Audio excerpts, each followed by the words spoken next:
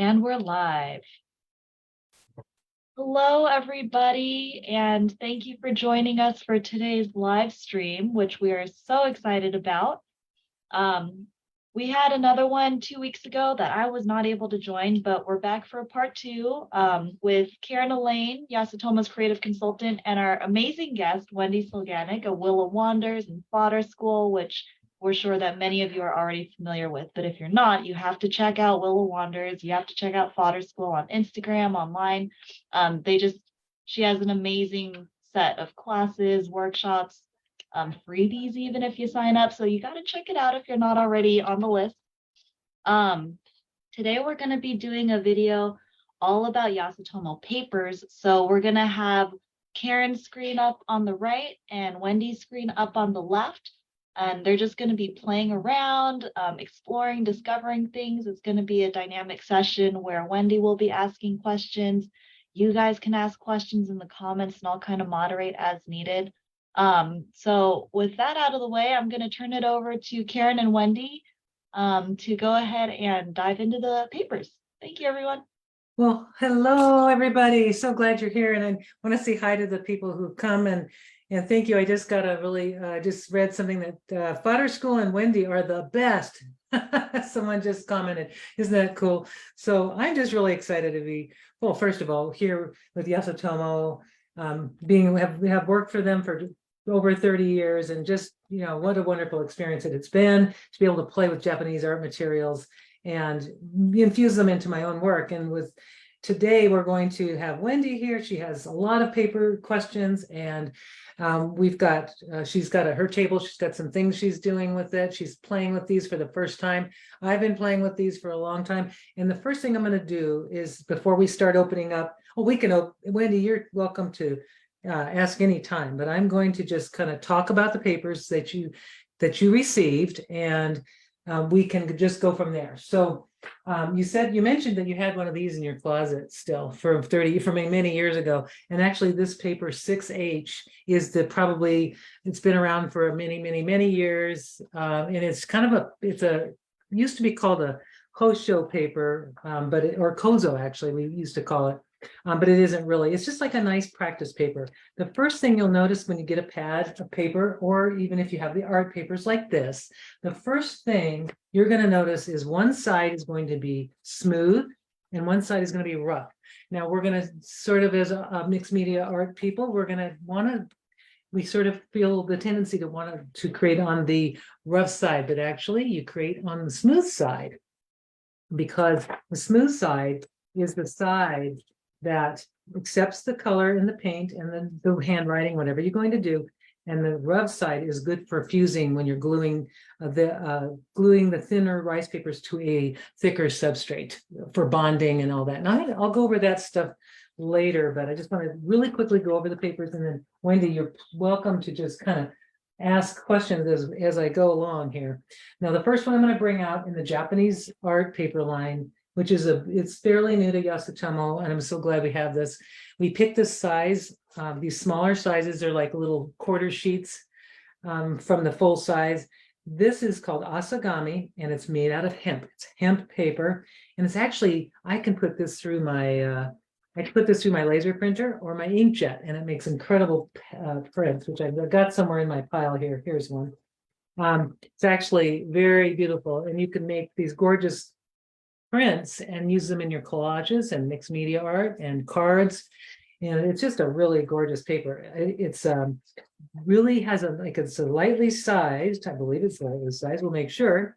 But this is, I mean, Karen, what does that mean, lightly sized? I don't even know what sizing is. Yeah, okay, so like the sizing, whether it have a material in it to create, you know, like a starch of some sort to give it that more water resiliency. So this was probably in the pulp. It's an acid-free product.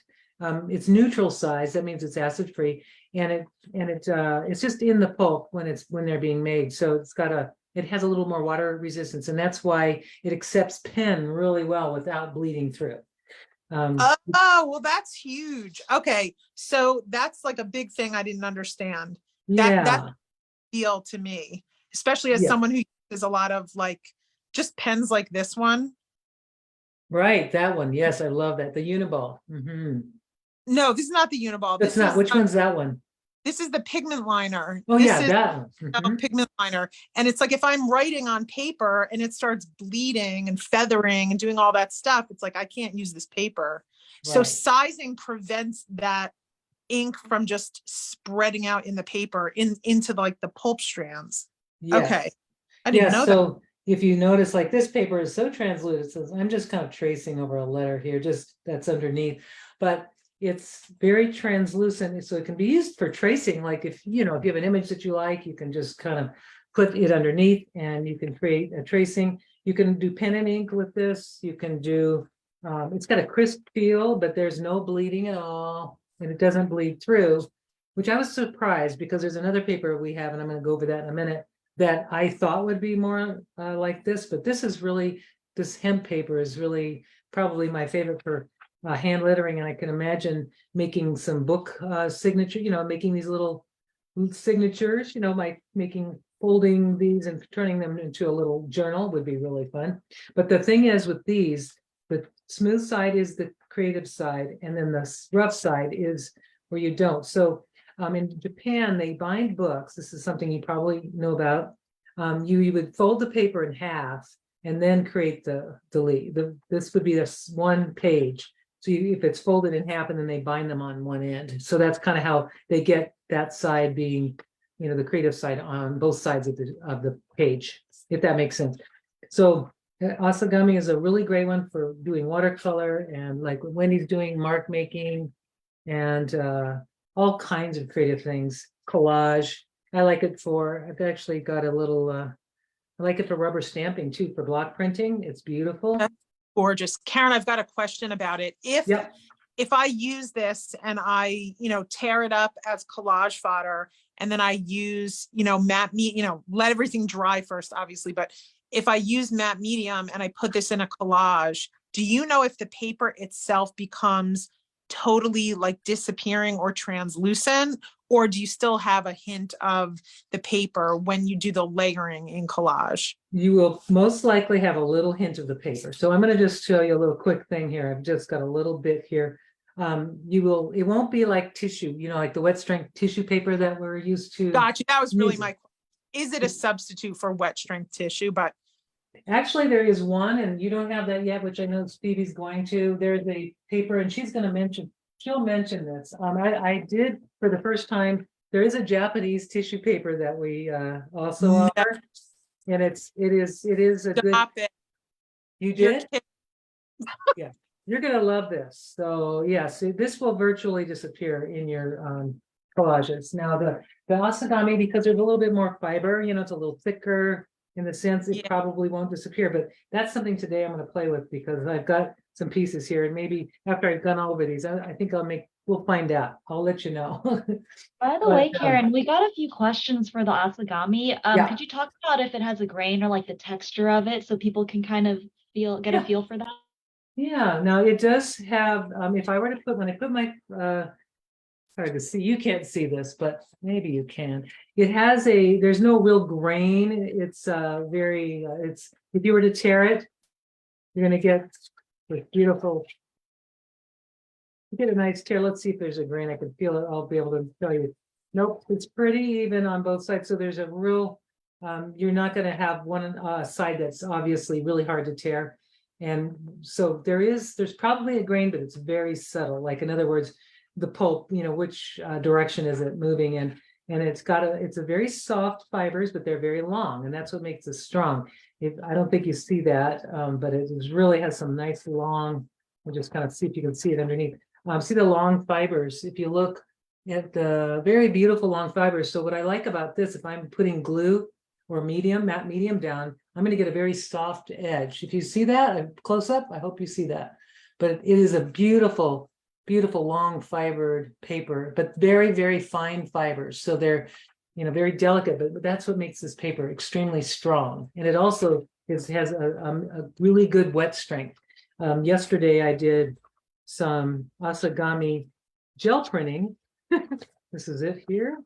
And I was able to do the gel print first, this one layer, and then I turned it over after the paint dried, and I put a whole wash of color on the back, and it just totally, it's very strong. It has a very strong wet strength. So if you get it wet, it doesn't fall apart like regular paper. So you would love this to be beautiful in your collages, absolutely. And see how I'm able to get a nice tear, kind of a nice shape that I'm looking for just by guiding my hands. And I know I'm going to get paper all over my desk here. But any questions, Wendy, any thoughts, any questions about the Asagami that you might? I mean, it feels beautiful. I know that like probably one of the things that draws us all together is we all get this feeling when we touch paper. Like, I don't know if it's like a primal feeling or what, but we all get really happy when we touch paper. It's so true. I know it feels like tactile. There's something about it that makes it just feel, just by the paper. Sometimes I just like to feel paper and not really do anything. It's just kind of like, getting into my paper thing. Now, the other one, this real one's quick, Karen, sorry, one more Yeah. follow-up question. One of the people asking meant grain for binding in a book. Right. So when you're when I think of grain, and I maybe, if you have a machine made or handmade, mold made, there is a grain in the sense of the direction the pulp is going, right? So with these long fibered papers, they're going to have cross grain. The fibers are going to be laying all over the place, and that gives that that's what makes it feel. I guess that's what the grain, when I'm thinking about the grain. Like in this paper, the tissue paper, I see this is the obvious, has a very obvious grain going through. I see looks like the way the paper maker, I could see kind of a direction. And you can also tell by when you tear it, the direction one way, and then you can tell by this way. See how it was rough going one way? It made a kind of a lumpy mountain fold. This one was almost perfectly straight. So there's a specific grain in this particular paper here, but it's so thin you can't tell. Now this paper, the Asagami, doesn't have it. When you look through it through the light, it has a very obvious where the fibers are going in all directions, creating a very even grain. So for bookbinding, you can fold the page, you can hold it in any other direction. Same with origami, you can fold it in any direction, and you're not going to feel the difference in the stiffness of the paper like you would, let's say, in a paper that has a really strong direction or a grain. I'm hoping that answers it. I hope that helps you with that. Most of the rice papers are going to be like that. Any more follow-up questions? Thanks. Okay. So most of the rice papers that we call rice paper, even though we know they're not made of rice, it just kind of had got that nickname over time, but from where it's from. But this paper here, the Torinoko, it's also sized lightly, and it has a very smooth surface, almost very slick, and then it has the rougher side, and that has the same kind of long grains, just like I explained in the other one, the Asagami. Now, the thing about this one that makes it really unique is it accepts watercolors so much like a watercolor paper because of the sizing. So what I mean by that, like if I grab a watercolor, because it's just going to grab some, you can actually paint on it and it's not going to soak through. Most of the rice papers will soak, paint soak through. And that's actually a desired thing. But with these, I'm just going to grab this real quick to show you. When I put some color on the paper, I'm just going to use a little blue here just to show you. If I put some color down, you see how it's floating on top rather than just soaking in. So what I've got is this really responsive, or I can mix color on the paper. Now with the other papers, the rice papers that are more absorbent, like this is probably the 6JM. I'm just going to put some color on the back of this one, and it soaks right through it. I'm going to explain how that's actually a good thing. I'm going to put this green on and some yellow maybe here on the back of this paper, and then on the other side, and this is actually something that in China they do a lot of, that kind of reverse painting, where you have the ink on one side, and then you put the color on the back, and that's a specific style of painting that is used in China. And you could do it here. You could just, and it soaks right through. That's the intention. Now, if I were to try to soak through in the Torinoko, it wouldn't soak through. You could see it did not soak through the paper. So this one is just beautiful for all kinds of styles of painting and watercolor, stamping. It's just a beautiful paper. Printmaking, you can also use this in jelly printing. And it's just a beautiful paper. It also has a grain that's sort of non-directional or bi-directional, I guess I'm going to call it. So if I tear it, I'm going to get this nice long fibers and both directions. There is more of a grain, you can see. It's a little bit more, it's a little bit harder to tear, but I love the fibers and the soft edges that you get when if you're using gel medium, and you get these beautiful soft edges. So I kind of like that it doesn't disappear because of the soft edges, because you get some looks that are really kind of unusual that you wouldn't get with your tissue paper. You could make if you made something here, you would get those beautiful soft edges. So Torinoko is basically the color. It's actually an eggshell color. It's slightly off-white. It's pretty bright, but not as bright as some papers. Like the 6H is much brighter. And it is made with some pulp, with wood pulp. And it's kind of on the heavier side. It's 80 GSM, so it's a little heavier than the Asagami, the first one. So it's a lot more durable. And question. Yeah. So one thing that I love to do is to paint botanicals and then fussy cut them. And a lot of times, like, my hand gets really tired because I'm cutting through, paper that has a thickness. This is not as thick as most of the papers that I would, paint watercolor on, but it's taking the watercolor really beautifully. So I'm wondering, if I let this dry and then I fussy cut it, do you think this paper has enough strength that it wouldn't fall apart, that it wouldn't tear easily as I was cutting it? Do you know what I mean by that? Like, the paper has to be strong enough so that it can withstand the fussy cutting, because fussy cutting is kind of intricate and you're moving it around a lot. You can kind of see, Wendy, I'm kind of doing that a little bit right now, and fussy cuts wonderfully. Just, Wow. I can't wait.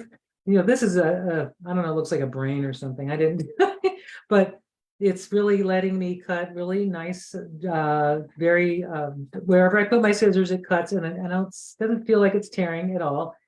And it's very, actually, I'm going to start using this. I know I've used sulfite paper, but this is a very strong, even the little offcut is really nice and strong, and I can use that for something. So yes, I think this is going to be the new go-to for those. Like, I remember Tiffany's lesson, the very first water school lesson that I took was doing those beautiful flowers and then fussy cutting. And I thought, wow, so now I've got a new surface. And this is this takes watercolor a lot nicer than sulfite paper. I think it does. Allows more of the watercolor effects than the sulfite paper, which just absorbs everything right away. Yeah. Lets you play with the watercolor the way watercolor wants to be played with. Yeah. It doesn't dry fast because the water and the pigment is sitting on top of the page before it absorbs. It doesn't just absorb right in. Exactly. So now you can make these gorgeous botanicals, flowers, shapes, Yeah, absolutely. Much more now. See, I knew this meeting was going to get me in trouble. I'm just going to be using this paper, which I tend to go for the classical use for, just because, we study the classical use for these. But wow, what a way it opens. When you say the classical use, what do you mean by that? What is the traditional use? Like, okay, using it for block printing, suminigashi. Not this one won't be for suminigashi, but Asian techniques like sumi and block printing and just ink painting in general. Gotcha. Not watercolor painting, ink painting. Okay. Yeah. Well, I'm very excited by this paper. I know now it's like, now I'm ready. Now I'm gonna just go. Oh, we could just, we're done. Okay, Karen and I just want to paint leaves. We're gonna be painting leaves for the rest of the day. So of course, this stuff, because it doesn't soak through, it's gonna take a while for that to dry. And you might want to just, like for me, I tend to put too much water because if I was going through if I'm using the paper that soaks through, then I'm gonna use more water because I want that color to go through, so that's a little different. It's just a different mindset, really. So like with this one, I'm going to the back and I want that color to go through, and it just soaks right in. It's like a sponge. It just soaks it right in. But then I get that color on the other side. And then for the Torinoko, I'm getting that floating colors blending together on the paper. It's just a different experience. So Torinoko, yes. Fussy cutting, yes. I love it. And we'll wait for that to dry. Now the next one, because I know there's more paper to go through, but this one is the Gasen paper, and this is actually really my favorite paper. It has a smooth side and a rough side, just like the other one. Slightly translucent. It's actually 82 GSM. It's a little heavier and it's more fluffy, if that's the word, is kind of when we call fluffy. It has a feeling, if you're hitting it in your hand, it doesn't have a totally crisp feel. It feels fluffy, kind of soft, but it's a very strong paper. That's the paper that I'm doing momigami with, which I'll talk about later. Just too much fun. I did a lot of gel printing with it. It's kind of a heavy feel to it. But it's beautiful for painting. And I'm going to try a little watercolor. I'm using Japanese watercolors, but they're all any traditional or European watercolor will work just fine. Is this a cotton paper? It literally feels like a pillow. It does feel like that, but it is pulp based. It's not cotton. It's wood pulp, and it's beautiful book paper. This would make beautiful. It's very thick. So if you're doing a book, this one the pages would have to be folded in half so that you can have both sides of the surface. And it does have an obvious grain. I can feel it. So when I'm folding, one direction is made the crease really nice, and the other one was a little bit more resistant. So this has an actual grain, and I can see that if I see it, I see the direction of the pulp a little bit when I turn it over. So however they made this, I think of a long water bath full of this long fibers going through, and that's what's giving that grain or that direction. So this side, actually, so the grain on this is lengthwise. So what means, because this is probably not a great paper for watercolor painting, because it's definitely doing that thing. It doesn't have that sizing. Right. So it's more for the Asian style painting. So like if I were to do a bamboo, I don't really want to I'll probably do a bad bamboo here, but it's meant to be, I don't have my ink, but see how I take that stroke, it remembers every stroke, it sees it. And this is great for doing sune-e. I just using some of this gray here, but you can see that it's you want those strokes to be seen, and that they show the bone, or it's called the bone stroke, which is basically, you see everything that's done on these. So maybe I'm just not used to it. It's actually quite beautiful. Maybe it was an unexpected, this really absorbs the water and the pigment, but it gives it an incredibly soft look. And I just think I was expecting it, but actually now that I'm really looking at it, it's like soft and beautiful. And you're going to find it's just a totally different experience when you're working with it. When you see, I'm just going to use my brush kind of like as the shape maker, instead of using the water as the shape maker, which is what we do with traditional watercolor. We move the water around and then we put the paint in and it goes to those edges. With this type of paper, you're going to use your brush as the shape maker. So, and that's why the Asian brushes are so beautiful, because they create these shapes by pushing them and lifting them.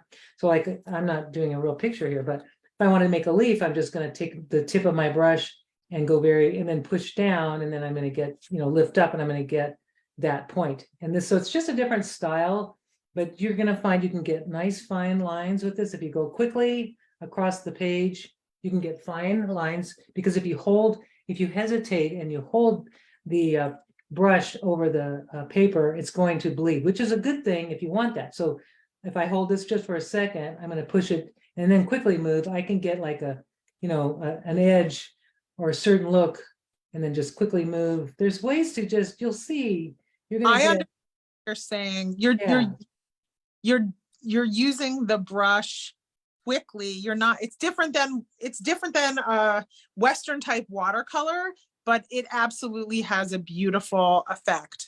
yes, yes, and it's totally different. Now, here we go to, but I'm curious about the cutting now. So if I were to do, finish a painting and I wanted to cut this out, the same thing, the strength of this is really, it's nice and strong. And then you can cut it and it doesn't tear.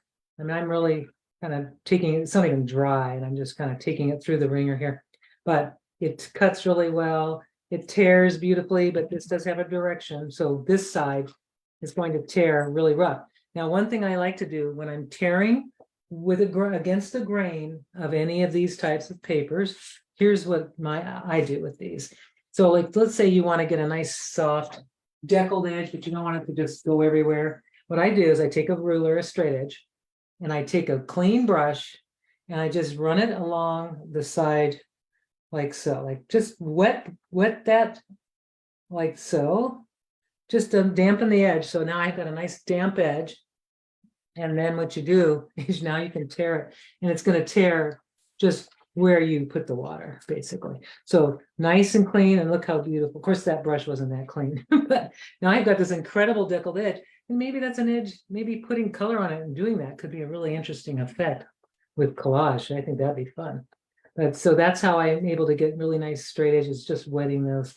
But this paper is another good mixed media paper for monoprinting, drawing, graphite. It accepts graphite beautifully, and bookbinding as well. So that's Gasen. So let me go through the next one. This one is another hemp paper. It's not sized. This one's called Mashi, and it's just basically a little bit bigger. If you take it sheet out, it doesn't feel as crisp as the Asagami, but it's beautiful. It's a slightly off white, and it's got a smooth and a rough side again. Just create on the smooth side, and this one is mostly like I said, for calligraphy, ink, and watercolor. So if you were to put, when you put the watercolor underneath, here's what I wanted to also tell you. These packages, I love these packages because there's a little under paper, there's a little backing that I love using for save the backing, because you probably, for doing book covers and all kinds of things, this makes a great surface for painting. And just those little papers in the back are really nice. I'm just going to take a little bit here, and I want to see what happens with the paint here on this one. So this is going to soak in. As you can see, it just soaked in like a sponge, and I don't think this one does really that well. Let me see, with pens. It's great for stamping though, for block printing. So let's see, the Mashi, here it is. So to show you, it is great. I use it for gel printing and block printing and rubber stamping. Get this really nice look. And then for the writing, I was able to get nice thin lines with the Detail Master pigment liner, which is pretty cool. And ballpoint pen. This is just a gel pen, black pen, and then the graphite. It really takes graphite really well too. So you can do rubbings with this if you have something like, if you're working with a stencil and you want to get like if you just, I'm going to try to find a good stencil here. Of course, this is great for fodder making, for making textures. And if you want to just have something really fun, you can actually take a stencil and then put graphite or a pencil, anything over that. Of course, I don't have my graphite here, but you can get a really nice textures with this. Of course, I'm just using a pencil, a regular pencil. I need to have more of my stuff here, but I can get some of that crayon, the artist crayons. That you've got some of those artist crayons in your kit, in your box of goodies. I'm going to grab here. I've got some artist crayon. I'm just going to try something here, and I'm going to just take this artist crayon, and of course I need a flat surface, and I don't have that. I've got all this paper here, so I need to pull that out, move that out of the way, and I'm going to just create like a kind of marks here. And this paper is also very strong. So you're gonna get, you can kind of beat this paper up, and it's amazing. And now I'm gonna just put a little watercolor over it and see what I can get. I have no idea what this is gonna look like, but it's going to most likely, it should resist those crayon marks, I'm hoping.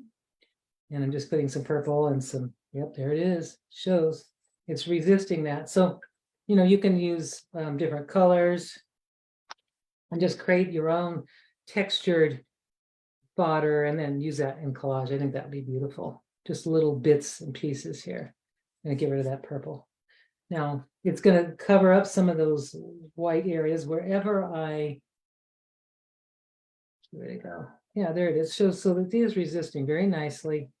And if I kept going and going over and over, it would have resisted it even better.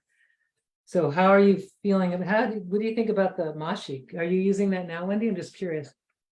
You know, this one is a little more difficult to tell what the right side and the wrong side is, but Yeah. I think I have it. They're the nice thing about it is they both have a tooth. So it seems like if you wanted to use this as collage fodder, you wouldn't have a problem. Exactly. Yeah, I think this is another one. Ooh, okay, this is cool. So you use the artist crayon Yeah, to create marks. yeah. Then you go over it with watercolor and you can create incredibly custom colored fodder. Yes. So you could do, let's see for this one here. Yeah, just like even making circles or just drawing kind of like shapes blind. If you're using the clear, you can't see what you're drawing, but that's the beauty of that. It's the fun of it. You just don't know what you're going to get. But you can also use the white. You can see. Yeah, I was gonna say, is that what the resist is for? So basically you could use the resist. Kind of like a batik. Or, oh my gosh. And do batik. Yes. See, look, this is what I just did with I just put, to be able to make those marks come right up. So yeah. Absolutely stunning. Isn't it fun? I love this. And the more, of course, the more pigment or more of the wax you put down, the better, you know, the more it will resist. And if you do both sides, I mean, maybe what would be really cool with this kind of paper does really well, but because you can paint on the other side, is to do your mark making on one side and then paint on the back side. And that will be it'll be more prominent. Your resist will be even better. So like, I can take like this stencil here that I just have in my little possession here. I'm just going to grab a piece of paper. It's a Mashi, the same stuff. Now this is precious. Here I'm taking it out like it's no tomorrow. These papers are these are high quality art papers. So I always think of them like I take this sheet and I'm going to cut it into quarters to experiment with, just for cost, you know, to save, and for me to have little snips of what I have been playing with. And I just cut them into quarters because they're not cheap. These are not cheap. Yeah, it's not like papers. sulfite paper where it's throwaway paper. Right. So like you can get this. So now I've got this half sheet, or that's a full sheet, but now I've got 4 pieces of paper that I can experiment with, and still it's enough to make a good amount of fodder, as we know. I mean, I work small, like I think you do, fairly small. And because of that, you know, I can get a lot of stuff done on this one sheet of little tiny quarter sheet. And I can save, you know, I can save the big sheets if I wanted to do big things, but I could just do these. And I'm going to try, just for fun, I'm going to make some marks here with my blender. And I'm going to paint the opposite side, just see what happens. So Karen. Yeah. Oh, sorry to butt in. No problem. We have some questions coming up about what papers you're using as you're using them. So yes. One, I'm gonna ask Karen to like say the name a few times as she's using the paper, and then maybe even if you could put the name, either the pack or like your little swatch sheet in the corner of your screen, then that way people can kind of know as you're going. How's that? Would be super helpful. And then lastly, I will pin in the comments what is being used as it's being demonstrated. So hopefully we can kind of help everyone keep track that way.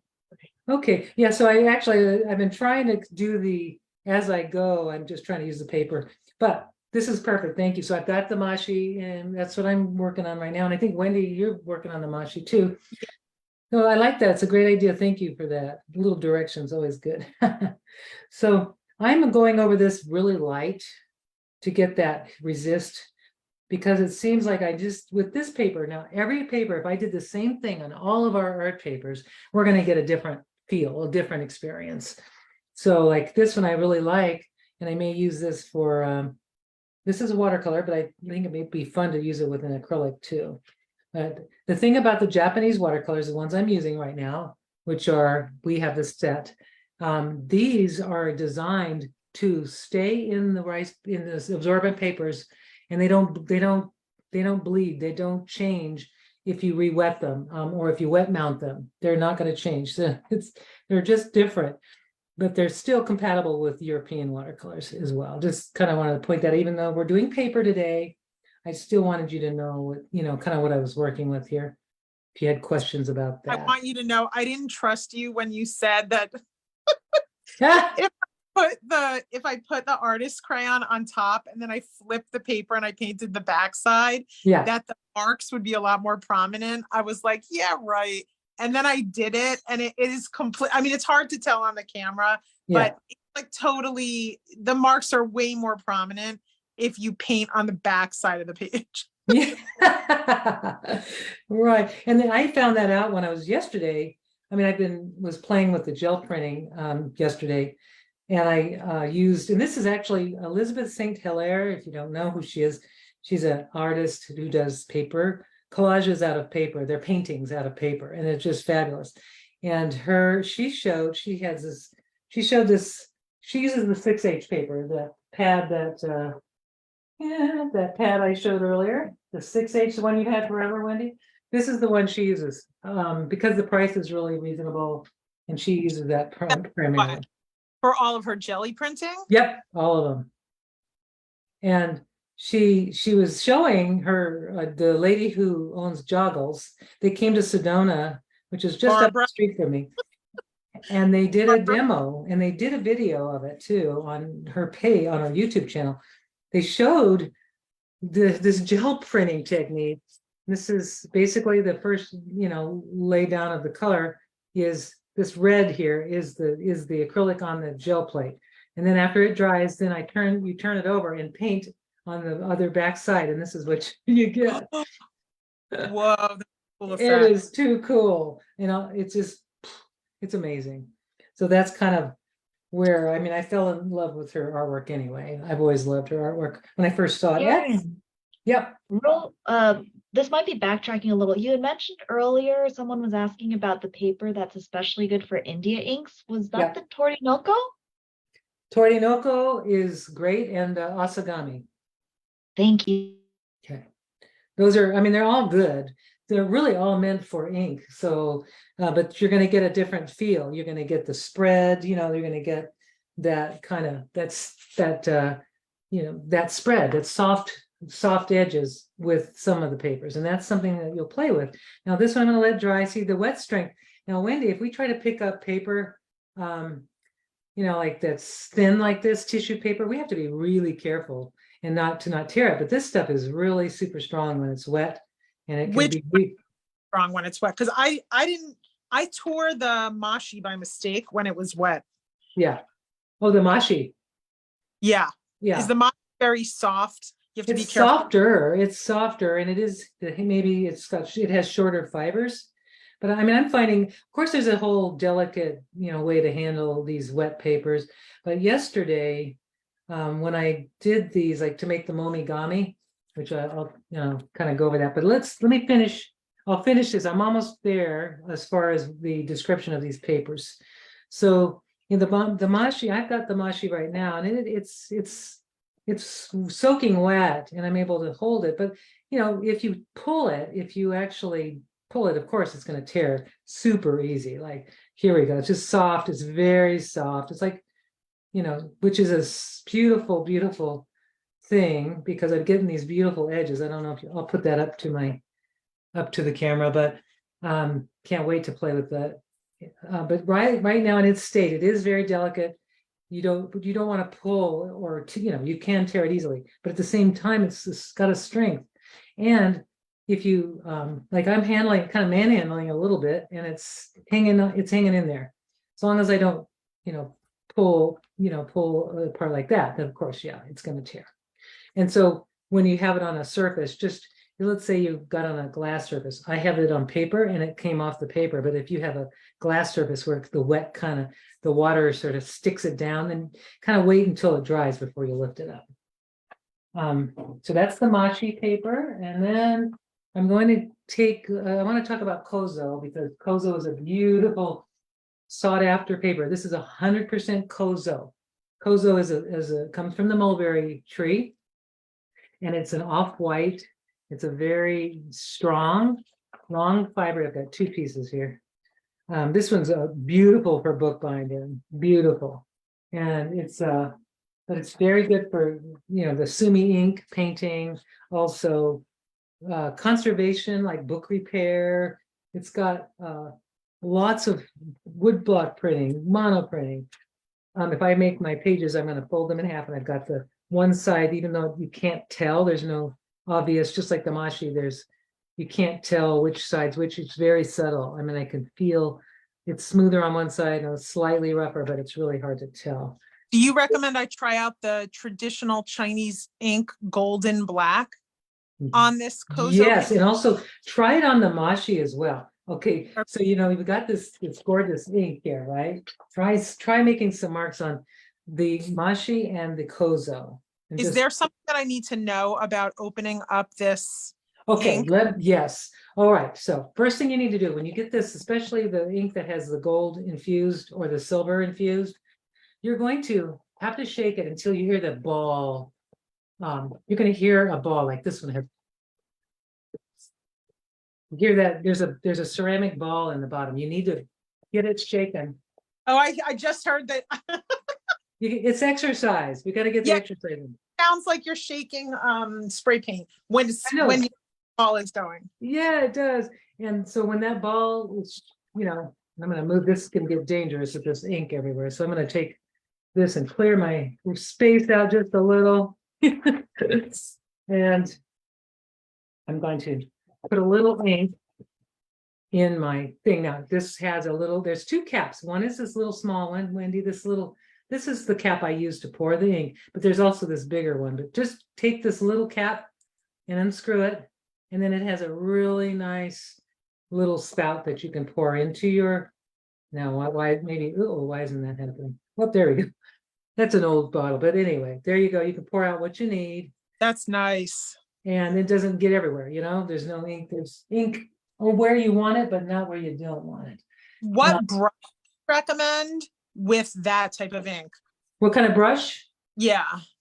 Okay, so I've got the Fusion brush, which you have, but I don't put black ink in my Fusion brushes though, because I'm loving them for watercolor. Okay, now, so did you get any of these? But just like a bamboo brush. Yeah, I've got bamboo. Yeah, use that. The SW is my favorite because I can make all kinds of marks, and it's just it's nice. It makes really expressive lines. So I'm going to just put a piece of paper on below here, my little paper that I'm using. You should see my table. I don't know about you, but I have paper now all over my floor. It's kind of funny. All right, there we go.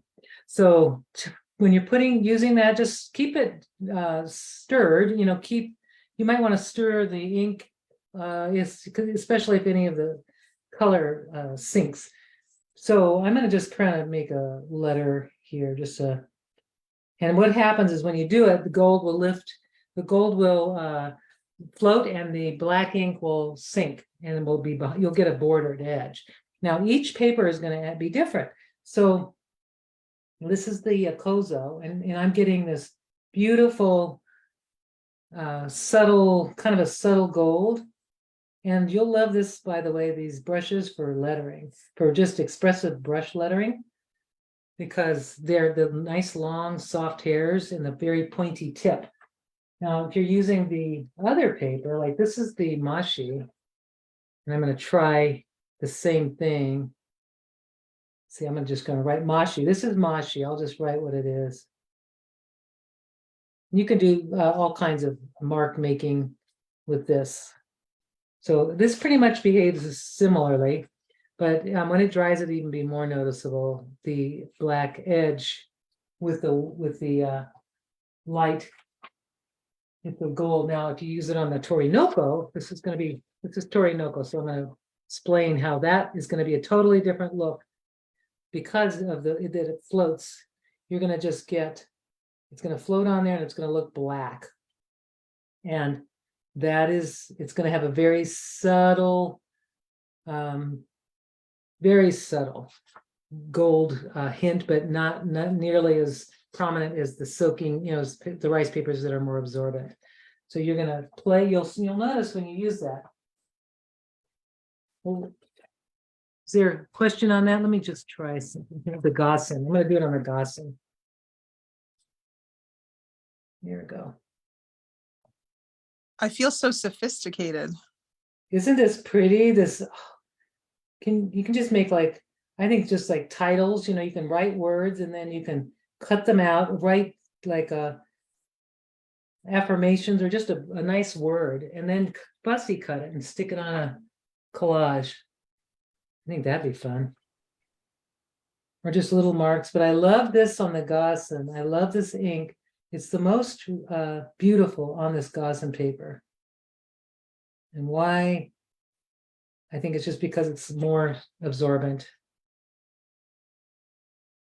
But once I get into ink, I tend to it becomes where I can't do watercolor anymore because once the ink is in, that's the end. It just becomes, it's a very strong, sumi inks are just super highly pigmented and really super strong. So I always like to do my sumi sessions separate from my watercolor sessions because it can get, kind of crazy. And it's kind of a nice feeling just to work with sumi ink and make pages with marks. And then you can take, this could be another a fodder creating session here just by doing some little marks. And you can just take lines and make like little, just relax and breathe. Yeah, you got to go real slow. It's very meditative. It is, isn't it? Yeah. And then just gonna kind of create like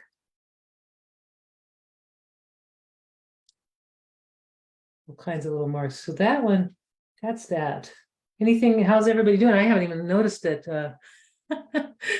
We're just playing. I'm hoping that I'll get all through these papers here. So the next paper, I just want to say it's a very different experience than the kind of papers, that the Western people are going to be used to.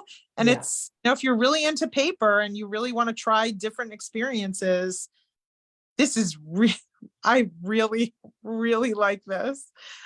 And you're going to find in your, in fodder creating, you're going to just see things open up and you're going to have a whole category. This is what I have in my little fodder stash folders. I have a rice paper fodder stash because then I've got really interesting papers that I can make, torn paper collage. Look at these golden raindrops. Oh, I love these. If I just have to control the amount of ink that I put into the tip of this, but I'm getting these really pretty little raindrop shapes and they'll have a black lining. Then, I can just take this and tear this up and put it into just a little bit of it, a little collage. Now, I'm going to go really quickly to cover, so we've got Kozo, and then the 6H pad we covered, and then we have a rice paper roll, and I wanted to share that. I wanted to talk about this because last week or 2 weeks ago, we talked about this briefly, but it's rice paper in a 60-foot roll, and it's 11 inches wide. And it can be used for painting, just like the way we have been doing today, mark making, but also bookbinding and printmaking, everything. And it does have the smooth side is on the outside and the rough side is on the inside. And I use this for my fodder school project, which I have sitting on my desk somewhere underneath all the papers that I've got everywhere now.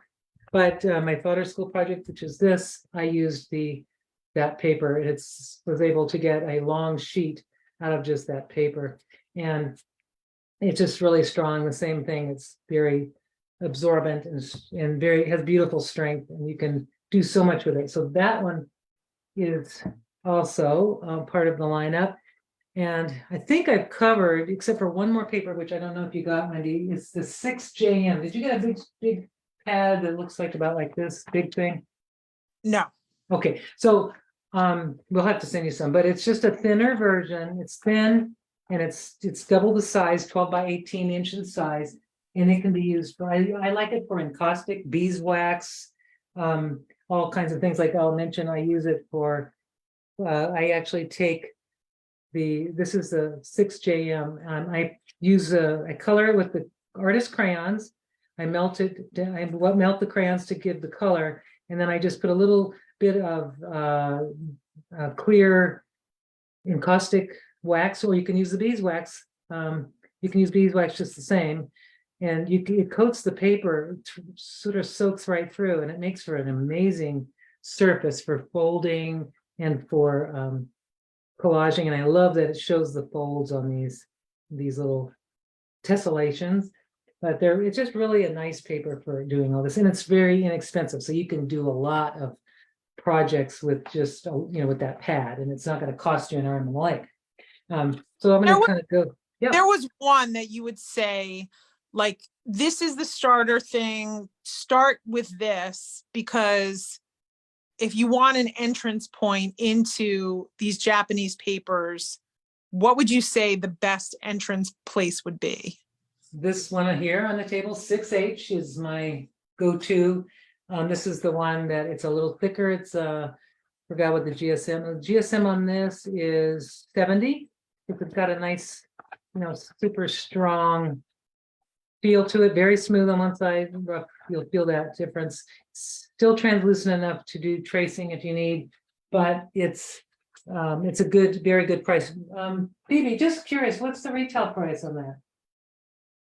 Here, let me pull it up. And then while I am getting that, sorry, this is the 6JM, not the 6H. We do have a few questions that I will ask. So the 6JM pad, which is this really, oh, sorry, that's the 6H pad, isn't it?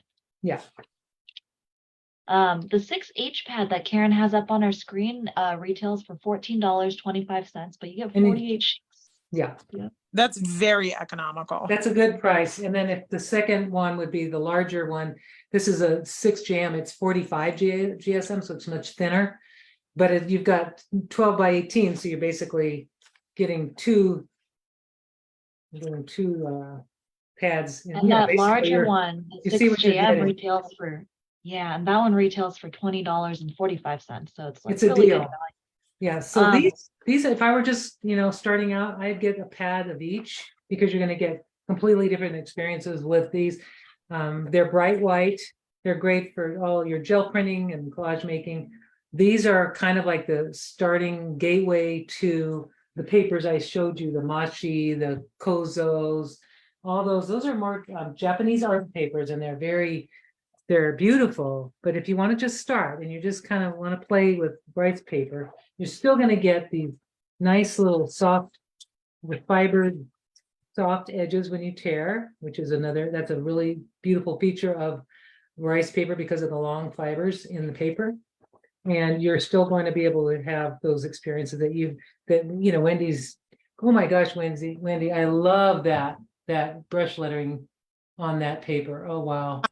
A little addicted to this ink and this paper. That is so beautiful. Can we spotlight that completely? Like, take mine off for a second and just spotlight that big. Oh my gosh. Yeah, there we go. Oh, he's still my heart. That is so beautiful. Thank you. Oh, really so nice. And just so fun. I'm mesmerized by that. Wow. So I'm just going to tell you a little bit about Momigami, because yesterday, and keep showing what she's doing. It's so gorgeous while I get my stuff together here. Yesterday, I made some Momigami, Momigami is basically Japanese fabric. It's basically, you make paper into fabric. So it feels like fabric, it stitches like fabric. Like I have some samples of little collages I did using Momigami as like one of the focal points. You know, if you want to spotlight this part just for a second, or not spotlight, but share the maybe just for a second. If there's a possibility to get the split screen again. Awesome, thank you. So here I've got like a little Momigami piece that I cut, and it's got that beautiful fabric feel to it, texture. And this was made with the Gasen paper, and you see how it's very wrinkled, and it looks like and feels like fabric. So what I'm going to do with this, and I didn't have time to go do it today, but I'm going to use it in collage, and I'm stitching elements. But the other nice thing is it's foldable. It still folds. You can make a crease, so you can use it in, feels like fabric, and it stitches. And that's in Japan, they do make fabric out of this, and that's very popular. Now, how I did that is I made the gel print first, this one actually just was probably an underpaper that I did. If I were to do it out of this paper, you use this stuff called konyaku powder from Japanese paper place. It's the only place I know. And you use very little. Go makes a lot of stuff, and you have to make it into a kind of a liquidy paste, but it's really not a paste. It's not sticky like regular paste would be. It's not like an adhesive. It's just a starch, and it not only sizes your paper, it makes it much stronger, and it gives back. It really is amazing what it does. So you can even use this on your papers if you want to take this paper, like any of the rice papers that I showed you today, and you want to strengthen it, you can put some of this starch on it with a brush, let it dry, and you've got a whole new sheet and do a new experience. So this is a very Japanese thing to do with paper, and I wanted to share that because we're using Japanese papers, and it just really creates a whole new thing. You can do shibori, but if you take the shibori, which is just basically folding and dyeing, this is just with sumi ink and some 6JM, some of the inexpensive 6JM. There's so many things. It just kind of goes on and on. You can create all these beautiful things. Here's some Momigami I made yesterday. I don't like the colors, but I did some wrinkling, and then I brushed it with some gold to see in the high spots, just to see what would happen. And I don't really like the color combinations, but I think it might be really nice in a collage, because on the big sheet, it just isn't making me excited. But Karen, for the Momigami, some people are asking if you could share the materials needed to do that, and maybe we could even do like a demo in the near future if people seem really interested in that. Yeah, absolutely. We can do a demo. I think today I'll tell you all you need for the materials is some rice paper. So if you use just standard typing paper, sulfite paper, bond paper, it's just going to fall apart. But you can do it with magazine pages. You just have to be more careful when you're crumpling it. But like this, say if I were to, but I like the rice paper because you get this really fabric feel to it, and then you can also use it to stitch with. So what you're going to need is this stuff, konyaku powder. They sell it in 50-gram and 100-gram bottles. Japanese paper place. I don't know any other place that sells it, but the konyaku. If you don't want to get that, you can certainly use. I use coconut oil, but then it makes the paper. You can't paint on it again, or it's hard to glue down. But if you're stapling or doing other ways to stick down your papers, the coconut oil is beautiful, and you just put it in your hand and then start wrinkling the paper. There's a couple of YouTube videos on how to make it. I think Barb Owen is somebody that she was somebody that, if you look at Barb Owen, she has a video on how to make it. But then, to get a real beautiful experience, it takes patience.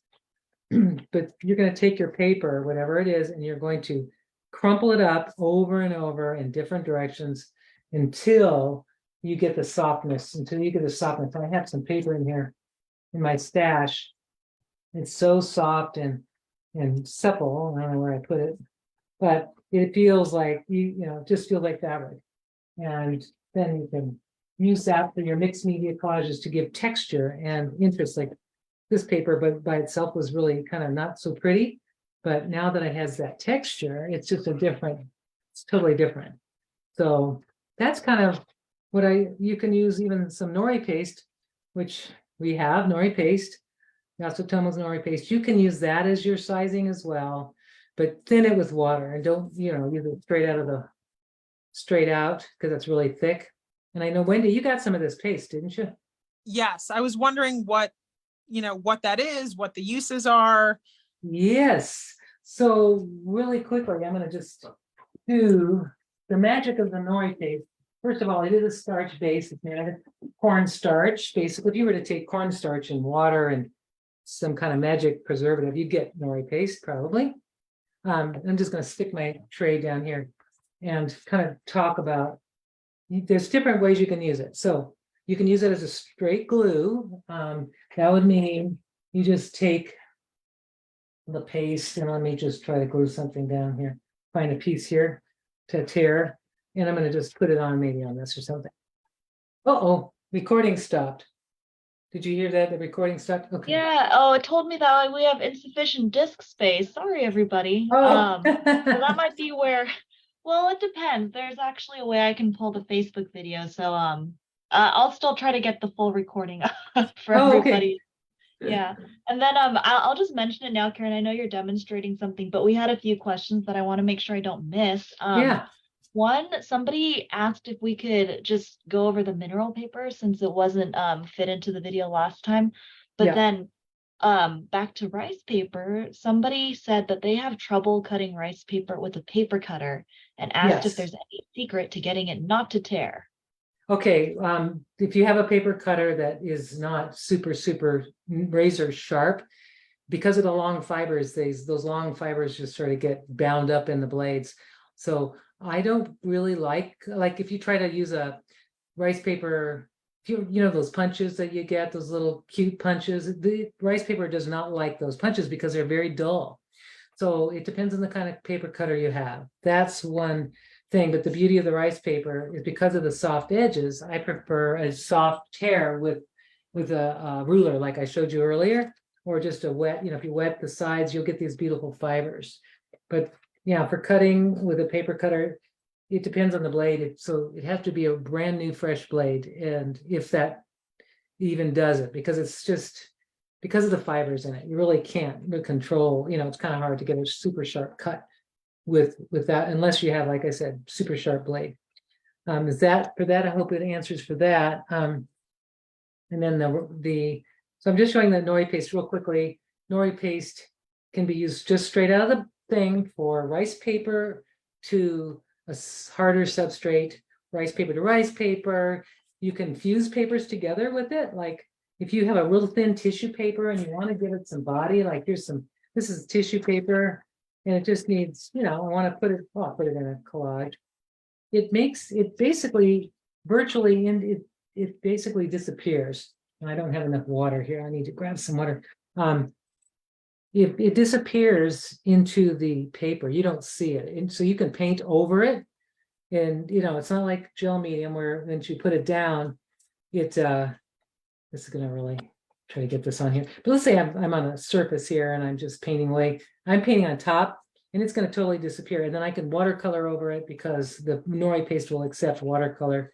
It virtually just dries invisible. That's one way to use it. You can also use it thinned out with water, kind of like, so if I just take a little puddle of water here and I put some paste and mix it up, kind of just to make a little liquidy starch mix. And it doesn't have to be a lot, but I'm going to, now that I've done that, I've made a little starch base here, and I can take this paper and size it. So let's say I was sizing paper and I wanted it to just have more, less absorbency, let's say. I'm going to take that off to show you what I mean. You can size that paper, and when it dries, now I can use ink and watercolor over it, and it's going to be it's going to not bleed as much. That's one way to use it. And my favorite way, of course, and you notice it doesn't tear the paper because for a certain amount of time, nori paste is repositionable and it doesn't tear papers very easily, especially the delicate one. So if I wanted to fuse this, I know I'm going quickly because we don't have a whole lot of time, but I can actually fuse two pieces of paper to make a thicker piece. And I do that a lot. I just make double-sided papers because I love folding. And some two thin papers can be fused together to make a thicker sheet. And when that dries, when it's ready, it's foldable. So it's just really usable.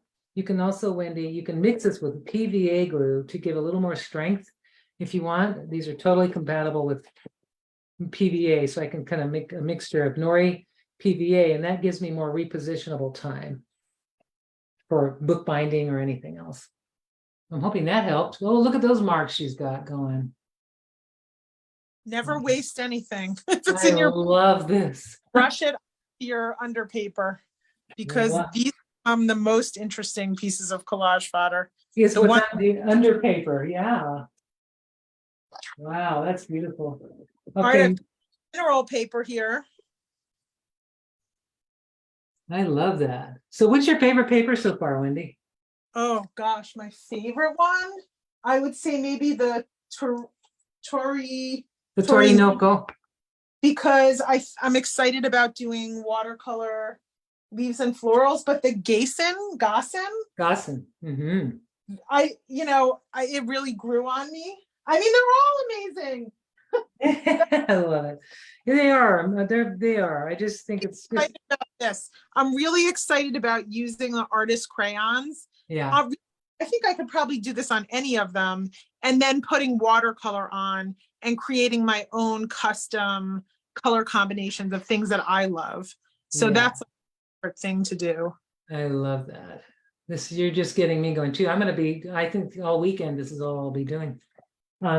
It's just getting this going. So let's go. We're going to switch really quickly to the mineral paper because it's totally different than, of course, the papers we've been talking about, because it's made of calcium carbonate. It's really technically not a paper. It's a beautiful surface though to create on. It's this is the thickest stuff we have. This is what's the GSM on that?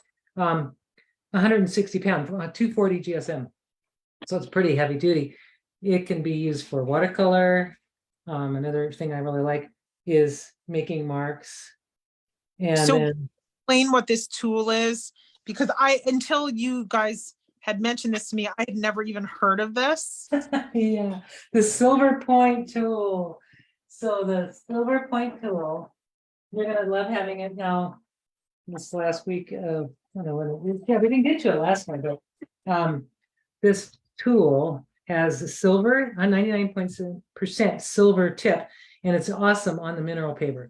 Mineral paper can be used for watercolor, acrylics, any non-oil based medium, any water-based water media stuff. Graphite, it's beautiful with graphite.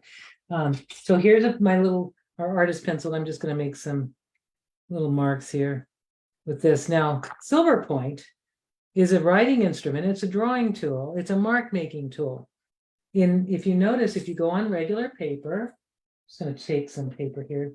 And if you try to make a mark on regular paper, rice paper, you don't get anything, right? It's just nothing. Nothing happens. But if you go on paper that's been treated with gesso or mineral paper, that it actually lays down a mark of the silver. Some of that silver gets transferred onto the paper, and you get these really cool little marks. So let's say you just meditative, slow, whatever you want to do, make marks.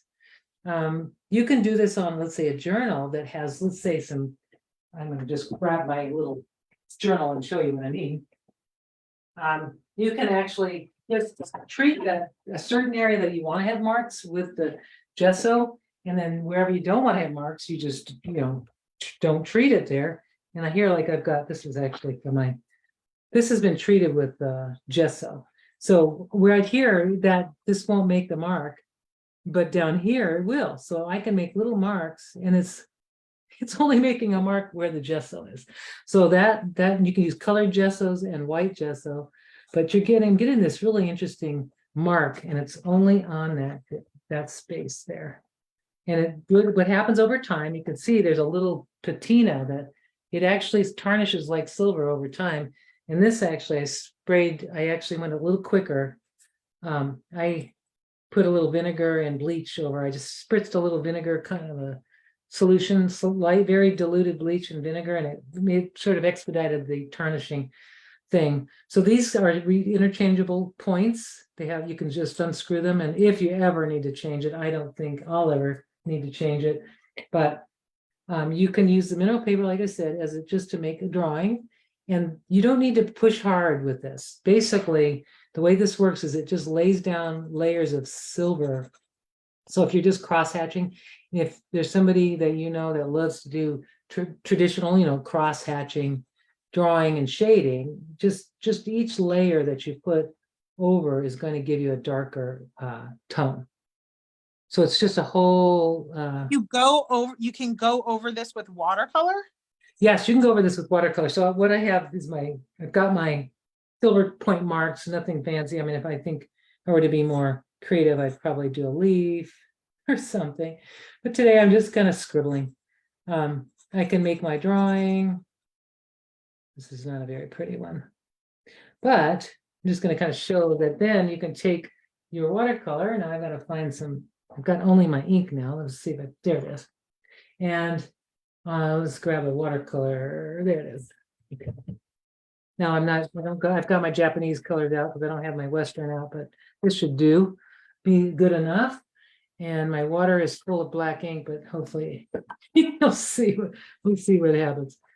So you can go over, but it doesn't resist. I don't think it has any resist. But you can watercolor over your marks, and they're not going to move. They're just going to stay right where they are. And let's show you though with the mineral paper how cool it is when you use the artist crayons. Oh, that's a clear artist crayon. Yeah, I just think that is so much fun. We're gonna do there's a event with kids that's coming up in March that will be the project, is making these secret paintings, secret letters that you can just make marks, and then you've got you don't know what's there until you bring out the color. It just reminds me of it's fun stuff like what I used to do when I was a kid, and it just still fun. Now when this paint, the watercolor takes a little longer to dry than normal, normal paper, but you'll notice with watercolor it dries beautifully. It has these edges. They'll give you like little edges. You can see the edge on this one kind of coming through. So the mineral paper as a watercolor surface is fantastic, and it's also fantastic for mixed media drawing and mark making. The only thing that it's not that great for is torn paper, like collage type, layering. I mean, just by itself, you can tear it. It's kind of funny. If you actually, I'm just going to show you, you can tear it. You just have to start the tear a certain way. It feels like it's not going to tear, but it can. It actually does tear, but it leaves a very sharp edge. What I like about this is if I wanted to do masking, using this as a masking paper, it's actually really handy. It's also water. Basically, it is waterproof, water resistant, but I mentioned you can tear it. So, but for gluing, this is just for glue. It doesn't do glue as well as the paper does because you don't have that absorbency. So you can glue it, but I find for layering, I mean, I like it as just a surface for making paintings and drawing. And look at that edge that's happening on that. I don't know if you see that. Illustration. You love it for illustration. Yeah. And for just experiences like having, just having a piece like this, I could probably, it's never going to wrinkle, first of all. As wet as I can get this, it's not going to wrinkle. So I don't need to really glue it to a substrate because it's already ready to go. Okay, this would be an amazing substrate to do like a lettering piece. Yeah. Where you a big quote and then you do it with the clear artist crayon and then you go over it with watercolor like this. I totally see a big hand lettered quote. Yes. And the paint, the markers, if you're going to use like the Detail Master pigment liners, the pen marks or marker marks are incredible. So they're just, it feels like an eggshell. It's almost like a slight eggshell feeling, but there's a little tooth, but it's very, very, very subtle. And you can go very slow. Sharpies are amazing with this. And, you know, you can create your own little hand lettered pieces. I think calligraphy would be awesome, like very decorative lettering. You'll find that the marks are really precise, the ones that you make, and it's very smooth. Feels really good. Inks work, like Sumi inks work beautifully. They'll accept the color and the ink really well. There's a little tiny absorbency to it that makes it really special. And so now I like, of course, it's hard for me to talk and do this at the same time. But from Wendy's got this class of you love your imperfect letters, and I've been taking it, and there I made a little imperfect letter with that. But you can see how nice and dark. What pen were you using? I'm using the Detail Master Pigment Liner points this 07. Got you. So you were doing faux calligraphy. Yeah. Yeah. Using my new font that I'm trying to develop. And it's still in development, Wendy. It's not there yet. It's always in development, okay? It never ends. The fun never ends. You can always tweak your letters. Oh, good, because I'm a tweaky person. Yeah, no, it's I didn't you see this like, you know, a P or something that you've never seen before. Somehow that P catches your eye, and then suddenly that's the way that you want to do your P, you know, until you find another version. Yeah, like I found like I have like now I'm like the P's. I'm trying to think of a letter that the Y. I've decided that my Y's, when they used to be just straight, now are going to have this little, either a little hook like that, or when it goes up all the way through the rest of, you know, the stroke that goes through. Like, so I might just bring this one up like a little farther, and then you know, I might do that with all my Y's. I'm just kind of liking that. But like you said, it's always, you know, we're always in the process of tweaking our lettering style. And what this is doing for me, first it slows me down. And like right now, I'm just feeling myself getting calm, because I'm so excited when we talk about the papers and we watercolor and all that. But as I'm doing this, it makes me calm down. I just can't do anything else. I have to calm down. I have to slow down. And that's why I've loved this, you know, getting to that place where I'm just looking at lettering as drawing rather than, you know, kind of it's just another extension of drawing, but at the same time, expressing a feeling, a thought. And it's also slowing me down, which is another thing that's hard for me to do. So, you know, and I thank you for inspiring that. And it's so different than any other lettering experience that I've ever done. I really, really appreciate that. Nothing perfect about it. That's what I love it. Like perfectly imperfect. Perfect. Or imperfectly perfect, whatever comes first. Yeah. But this is kind of really this pen, this mineral paper. Now I've got, you can see where I'm going with this, but it gives that really dense thing. And look at the watercolor as it's drying in there. It is, you know, that's the beauty. It has the hints of the like little dots, the beads. Yeah. Got the beads of the watercolor. If you were doing this on Yupo, which people compare this to Yupo all the time, it's not anything like Yupo, because Yupo, the paint floats right on it and leaves lots of little beads and it never really sits in. This one has some soaking in, so you're going to get like a hybrid watercolor paper, hot press watercolor paper, plus some of that texture that happens. And that's Japanese watercolors, and they don't have any granulation. So if I used a granulating watercolor, it'd even be more intense, that texture.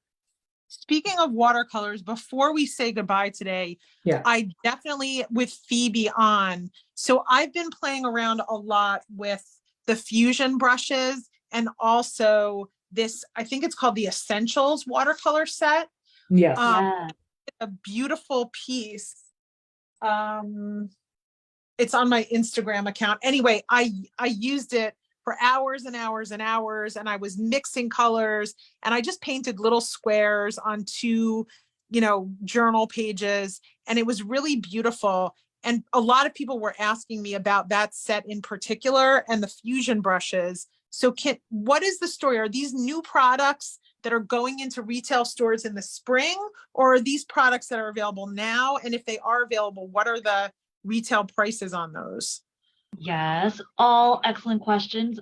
So these are all freshly launched. So we do, oh no, oh, so we do have the fusion brushes and the watercolor sets that Wendy's talking about in the little blue tins available for purchase. They're already carried by a few retailers, but depending on where you live, they may or may not be in stores in your local area. You could always check online first, call your favorite local art supply store if you want to, support your local small business.